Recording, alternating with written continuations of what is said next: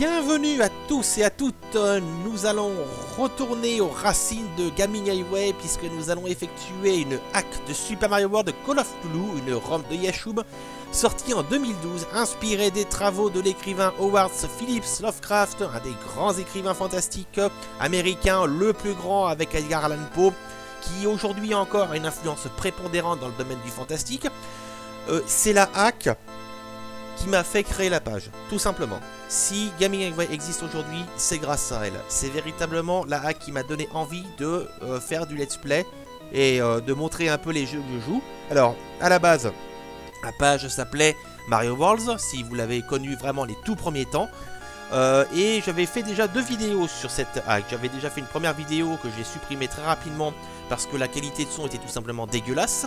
J'avais donc refait une vidéo entre temps où la qualité de son était bien meilleure. Mais j'ai délaissé la page.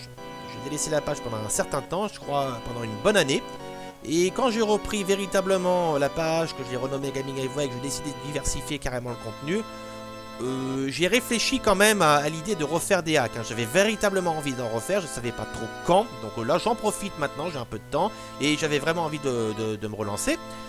Simplement, plutôt que de reprendre effectivement la deuxième vidéo qui était déjà bien meilleure techniquement, je préfère la refaire parce que je pense que ce sera mieux dans la continuité de la page de carrément reprendre à zéro, parce que j'avais peur, si vous voulez, qu'entre la première et la deuxième vidéo, il y ait une coupure au niveau du ton et du style, donc ça serait un petit peu trop voyant. Donc on va se lancer. Je tiens à préciser que la ROM a été retirée de la circulation à la demande de l'auteur pour des raisons personnelles. Bon, bah, ma foi, il a ses raisons, J'espère qu'il s'est pas fait bouffer par un grand ancien. Simplement, si vous allez sur Google, vous devriez la retrouver sans trop de problèmes. Donc, vous allez sur Google, vous tapez Mario Call of Cthulhu et vous devriez avoir pas de souci à la voir. Au pire, si vraiment vous avez du mal à la trouver, ce que je ferai, je la collerai sur un site du genre Mediafire et je vous donnerai un lien pour la télécharger. Il n'y a pas de souci, je pense pas que ça posera de problème. Allez, on va se lancer. Et ça va faire du bien de retrouver un petit peu cette ambiance. Donc viens, Mario est maintenant profondément endormi, et pourtant il se sent complètement réveillé. Ah, bon sang, ça fait du bien de refaire un petit peu cette ROM. Je l'avais fait en partie, j'avais fait, je crois, les 2 premiers niveaux. Le deuxième niveau, j'avais tenté de le faire, mais j'avais eu tellement de problèmes techniques que j'avais laissé tomber. Mais ouais, c'est vrai que ça fait un petit moment que j'y ai pas joué, hein. Donc ça va être l'occasion un peu de la redécouvrir. Et pour vous, de découvrir ce que c'est qu'une hack, hein. Vous allez voir, c'est très sympathique, on peut véritablement tout faire. Commencement, allez, on se lance. Après un nombre incalculable de millénaires, le temps est enfin venu. Reçois notre offrande et éveille-toi, ô grand maître. S'il vous plaît, quelqu'un, aidez-moi. Bon, il y a toujours quelqu'un à sauver, bien évidemment.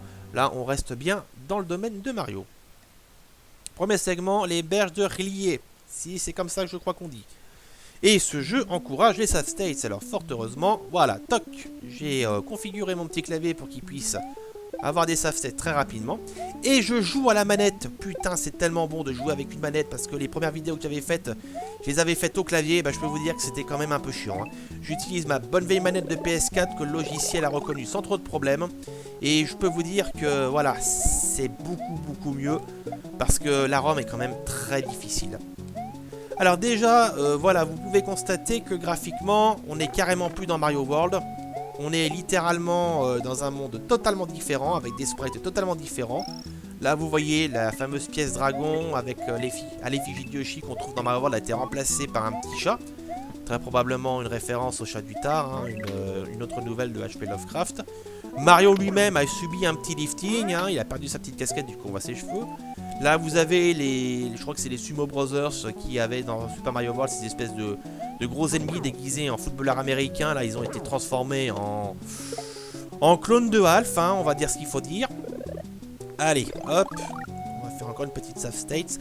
Je vais en bouffer de la save state parce que je sais que dans cette ROM, si vous avez le malheur de crever, vous reprenez le niveau du début. Il n'y a pas de checkpoint, hein, il me semble. Enfin, dans les 2 premiers niveaux que j'ai fait, je sais que j'en ai pas vu. Et hop, voilà. Vous voyez un petit peu l'avantage? C'est que quand on crève, voilà. C'est peut-être pas jouer la difficulté, mais la ROM est déjà suffisamment difficile. Et je pense que j'ai pas envie de faire de vidéo où je vais passer mon temps à recommencer un niveau 50 fois. C'est une perte de temps. Alors mieux vaut en gagner. Allez. Donc voilà techniquement un peu ce qu'on arrive à faire avec une hack. Alors pour ça il y a un logiciel qui s'appelle Lunar IPS qui est absolument fabuleux, très intuitif. Bon ça demande un petit peu quand même de notions de code pour les trucs les plus avancés. Mais grosso modo on peut véritablement refaire son propre Mario, faire son propre Mario plutôt devrais-je dire, à partir de la rampe de base.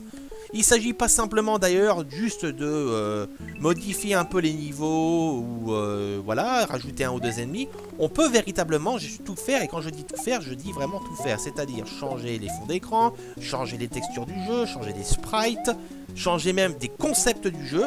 Il y a une ROM qui s'appelle Drama Mystery, que je ferai sans doute aussi, où par exemple on a installé carrément une barre de vie qui permet à Mario de se faire toucher à plusieurs reprises, même quand il est en petit Mario, avant de crever. Enfin, je crois que non, il reste en Super Mario tout le temps et c'est que vraiment quand... Je crois quand il atteint le dernier segment qu'il revient un petit Mario. Alors nous morts, mais nous toujours parler, vous trouvez totem, vous pressez O, devant eux, nous partagez savoir. Bon, ouais, je me souviens, c'est les espèces de petits totems un peu bizarres. Donc voilà, c'est vraiment, on peut tout faire, hein. On peut littéralement se créer son propre Mario avec Lunar IPS. Collecter les Gaunt Tokens. On va les appeler les Gaunt Tokens. J'ai pas la traduction de Gaunt en tête. Hein. J'essaierai de la rechercher entre temps. Les Gaunt Tokens préservent la santé mentale. Nous n'avons pas appris cela. Nous sommes morts de folie. Et c'est ballot ça. Du coup, parce que la folie, c'est un des éléments omniprésents chez Lovecraft. Allez. C'est un des grands thèmes Lovecraftiens. D'ailleurs, si vous jouez à des jeux qui sont plus ou moins inspirés des travaux de Lovecraft, un peu, je pense notamment à tout ce qui est Eternal Darkness sur GameCube, le fabuleux Eternal Darkness, dont j'espère que la suite sortira, du moins sa suite spirituelle Shadow of the Eternal, ou encore Amnesia The Dark Descent. Il y a une barre de folie à gérer qui peut véritablement vous impacter négativement si vous n'y prenez pas garde. Donc la folie, oui voilà, Lovecraft, c'est un de ses thèmes privilégiés. Je pense d'ailleurs... Ah bon? J'ai pas compris ce qui s'est passé. Bon, c'est pas grave, hein, on va faire comme ça.